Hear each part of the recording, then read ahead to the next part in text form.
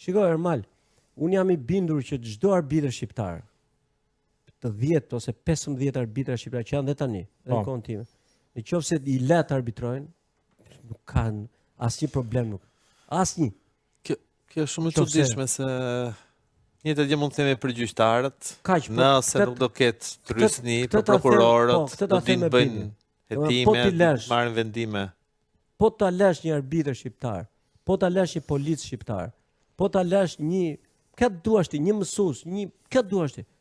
Të gjithë bëjnë punën mirë. Ka njerëz në Shqipëri të ndershëm, njerëz të mirë sa duash. Kjo që sapo the, çon ujë ose vërteton atë që flitet shpesh, nuk është edhe sekret që arbitrat shqiptar kur dalin në Europë, kaq e thjesht.